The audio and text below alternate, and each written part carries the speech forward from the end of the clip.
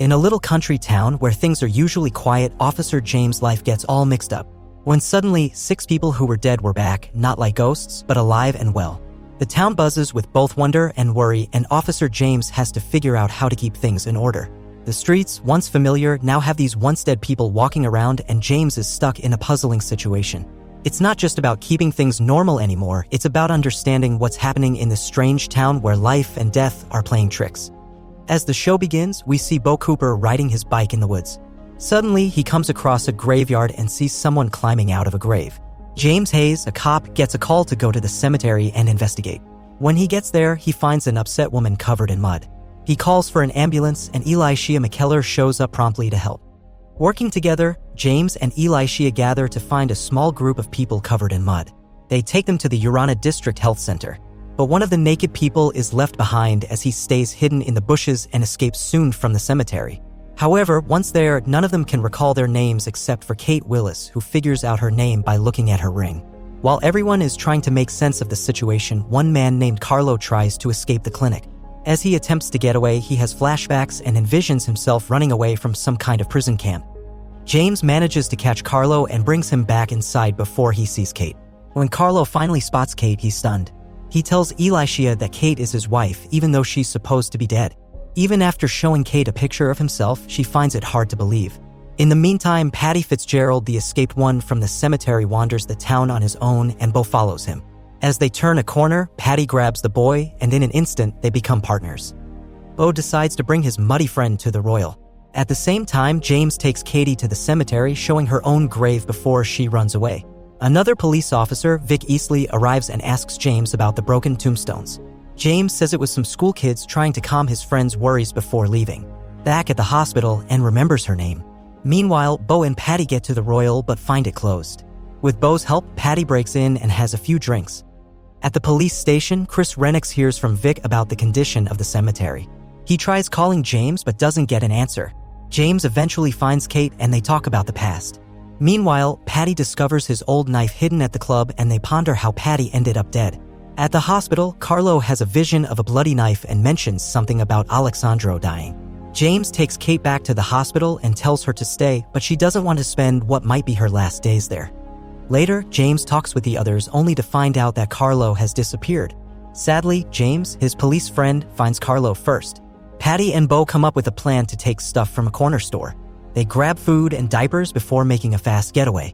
On the street, Bo finds a statue that looks a lot like Patty. It turns out the statue is Patty, who used to be the mayor of the city. Meanwhile, at the police station, Carlo remembers a time when his brother, Alexandro, tried to hurt himself. James goes back to the station and talks to Vic once more. Again, he tries to convince him that a bunch of kids caused the trouble at the cemetery. He promises to handle Carlo. When Vic leaves, James lets Carlo go. They go back to the hospital and Anna translates for Carlo. They discover more about his brother and James gets ready to take Carlo to his brother's home. Meanwhile, Patty and Bo camp out and have a meal. As James and Carlo get closer to his brother's house, Carlo starts bleeding from his eyes. He steps out of the vehicle and collapses to the ground, turning into dust. James collects the ashes in a bag before leaving. Vic observes the chaos from a distance. James is deeply disturbed by what happened and hurries back to the hospital to check on Kate. He shares the incident with Elisha and asks her to look into the ashes. Vic goes back to the cemetery and examines the tombstone of Carlo Nico, who died in 1944. The next morning, James and Kate talk about how James is dealing with Kate's supposed death. Even though Kate wants to sleep in her own bed, he insists she stay put for now. Bo returns home and apologizes to his mom, then hands her the baby diapers. Later, James goes back to his house to his pregnant wife, Sarah. As the episode concludes, another man emerges from the ground. The guy who crawled out of the grave is John Dow. He heads to the local high school, wandering around the campus naked and covered in mud. He pauses to look at some pictures. Kate wakes up and discovers she had breast cancer before she died. She talks about it with Elisha and wonders if the cancer has returned to her. Elisha checks Kate but finds no abnormalities. Elisha then goes to meet James at the cemetery. Kate wants to come along, but Elisha refuses, explaining that everyone who knows Kate believes she's dead. We find out James is married to Sarah as he heads off to work. At the cemetery, Elisha tells James that Alexander, Carlo's brother, passed away the previous night at 11:50. James suspects there might be a connection. However, Elisha is set on finding a logical explanation and notes that 6 graves have been disturbed, but they've only found 5 people. James suggests covering up the graves to avoid an investigation. Elisha notices the hole John Doe climbed out of but brushes it off when James brings it up. James is called to the high school where John Doe is found hiding in the female changing room. Assuming he's Patty, James confronts him and a struggle ensues. Eventually, James handcuffs John Doe and leads him to his vehicle. On the drive back to the medical clinic, James asks John Doe if he remembers anything about the cemetery or how he got there, but John Doe remains silent. Noticing John Doe's youthful appearance, James realizes he's not Patty. As they pass by the clothing store Patty broke into earlier, they spot Vic outside. James decides to pull over and Vic brings up Carlo. James advises Vic to let him handle his own section of the situation. At the medical clinic, it appears that Kirsty's leg wound is not healing, and Elisha confirms it's infected despite being on antibiotics. James arrives with Doe back at the clinic and talks about the disturbed graves he found. James reveals that Kate is his wife and had been dead for over 2 years before coming back. He starts identifying each person and their death dates. Maria refuses to believe her name is not Anna and causes a commotion. They decide Kirsty needs to go to the hospital. Elisha requests the handcuff keys in case of an emergency. As James drives to the hospital, he approaches the bridge, and Charles and Kirsty start reacting strangely, similar to Carlos. Concerned, James stops the car and quickly reverses, and they begin to feel better. Meanwhile, Vic arrives at the medical center and notices the dirt on Alicia's car. The group hides, and Elisha answers the door to respond to Vic's questions about the cemetery. Elisha claims she has a patient and sends him away, postponing the conversation for another time. While Elisha talks to Vic, Maria rushes out of the building to see her tombstone, with Kate following closely. She discovers that her name is Maria, but she has a daughter named Anna, leading her to break down in front of the grave. Kate assists Maria in getting up, assuring her that her house is nearby. Elisha returns to find only John Doe, who asks if he is in hell. Elisha reassures him that not only is he alive, but he's also not in hell. James brings Kirsty and Charles back to the medical center, where Elisha declares that everything is normal. James pulls Elisha aside and describes how they got sick at the bridge, the same spot where Carlos began to have problems. In fact, each time he tried to leave town, Kirsty and Charles got sick. Elisha then reveals that Kate and Maria are missing. Kate and Maria reach James's place and use a spare key left above the door to let themselves in. Kate discovers that James is married to her best friend, Sarah. Sarah returns home from grocery shopping and senses someone's presence due to the missing key. As she enters the house, Maria and Kate slip out the back, with the dog trailing behind. They quickly leave, and Sarah calls James to inform him that there is someone in the house. James instructs her to stay inside and lock the doors.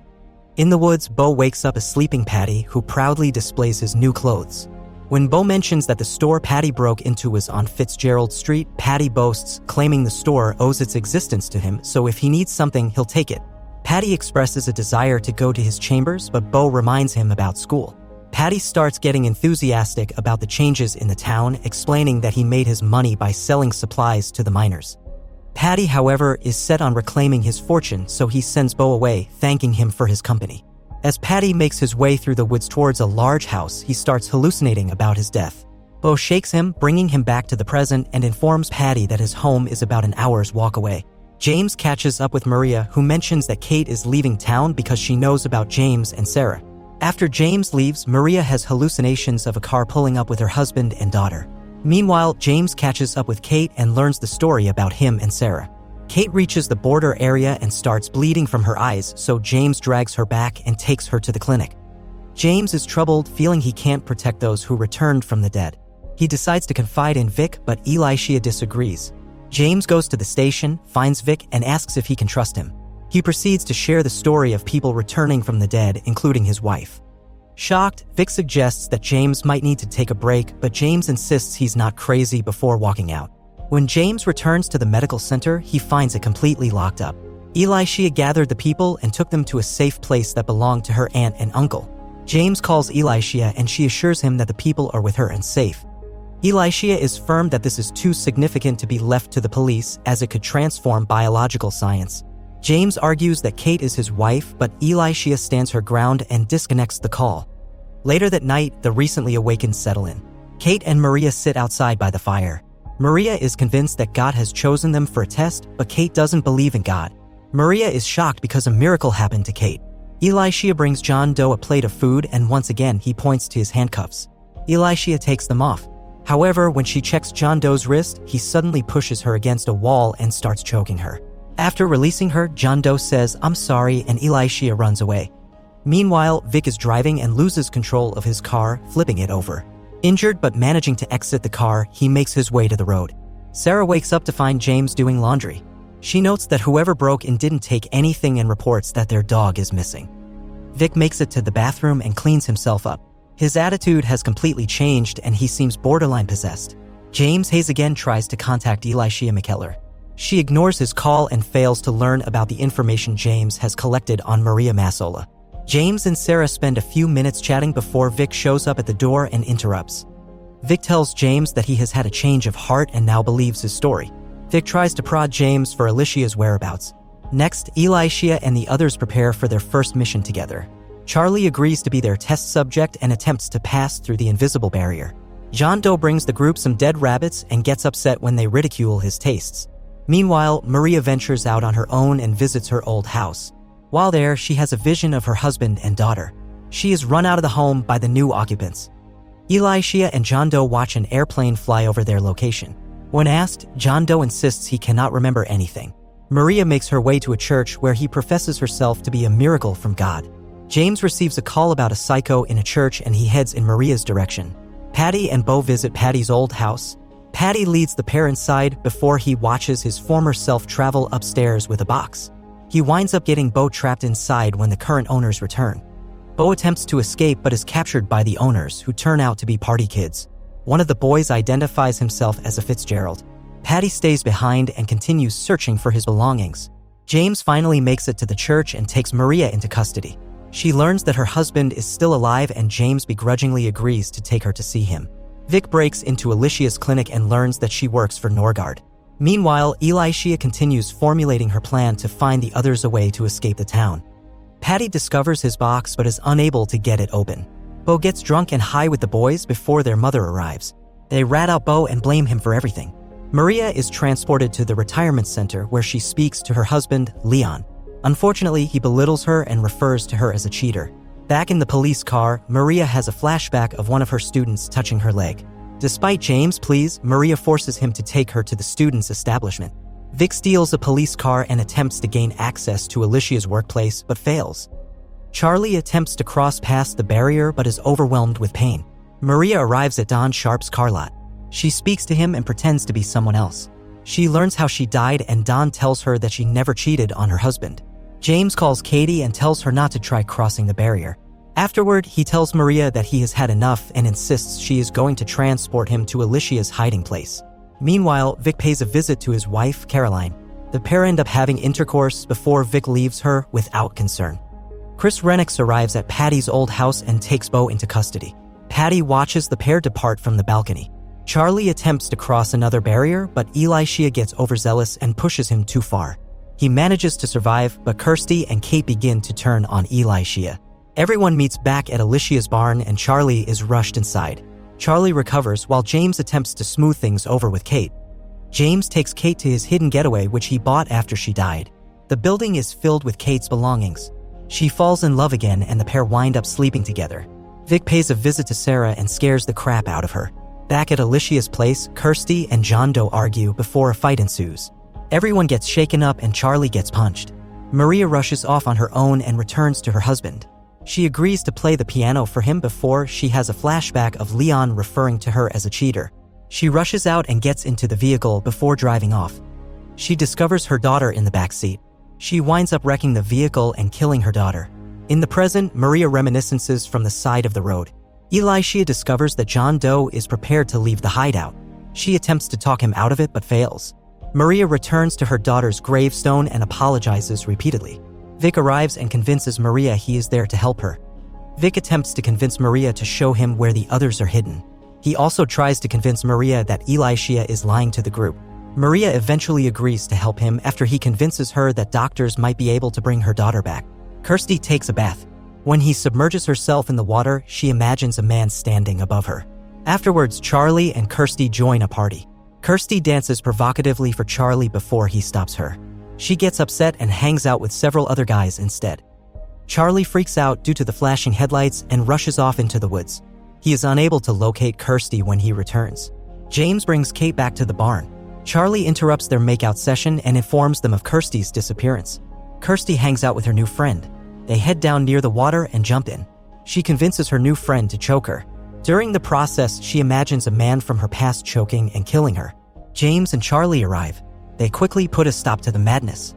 Kirsty tells James about her death and he agrees to investigate. In the morning, James calls Elisha and learns about John Doe's disappearance. Next, John is shown in a convenience store checking out Auntie May's Kanga flakes and drinking milk. He is confronted by the shopkeeper. Unfortunately, John demolishes the poor guy and leaves him on the floor. Meanwhile, Sarah reminds James about their visit to Alicia's office. He asks her if they can stay at home afterwards and chat. She agrees. They also speak about the cemetery and Kirsty. At the police station, Bo's mother and Chris force him to give up information about Patty. We see Patty, who still hasn't managed to get his box open. Back at the police station, James collects information about Kirsty's murder and learns about Bo's story from Chris. Vic and Maria pay a visit to Leon. Maria tells him about the potential of bringing back, and before she departs with Vic, James uses Bo's information to track down Patty. After an initial scare, James convinces Patty to travel with him to the farm. Back at the barn, Kate discovers a broken-down motorcycle and vows to fix it. Patty is transported to the farm and immediately asks Elisha about a tool house. He encounters Kate on his way there and they share their greetings. Patty insists James is the lucky one now. James confronts Kirsty and shows her the crime scene photographs from her murder. She is told her murderer's name, Kevin Brunner. Initially, she doesn't believe it, but James convinces her that it has to be him. Meanwhile, Vic begins to grow tired of Maria's schemes. He insists she needs to give him information about the others. Eventually, she jumps out of the police vehicle and flees. Unfortunately, she doesn't get far before he hauls her back. James tells Elisha that he is going to speak with Kevin and prepares to leave. He is stopped by Kate, who demands he tell Sarah about her return. Vic takes Maria to her daughter's death scene. After Maria refuses to give up information, he snaps her neck and finds a dry cleaning receipt in her dress pocket. James speaks with Kevin, who has an alibi for the day of Kirsty's return.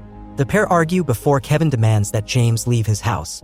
Back at the barn, Kirsty tells Charlie about her murderer. He agrees to help her get revenge. Next, Patty finally breaks open his box and discovers a dress for his wife inside. Kirsty calls Kevin and convinces him to meet her at a specific location. Elisha speaks to Kate and learns about her plans to fulfill an old dream.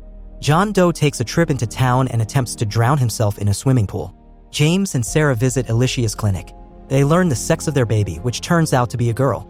During the visit, Sarah witnesses James and Elisha speaking in secret. Elisha gets a call and is forced to meet John at the park. He admits he was contemplating killing himself since he cannot remember anything. She takes him to a museum and shows him the masks of 3 bushrangers. She reveals that they were hung and buried in the city without tombstones. She also attempts to convince him to quit dwelling on the past and instead make up a past of his own. At home, Sarah asks James about his secret conversation. James begins to tell her about Kate but doesn't follow through. Instead, they kiss and head inside. Vic follows the receipt to the cleaners and waits outside for them to open. Kirsty and Charlie surround Kevin at the lake.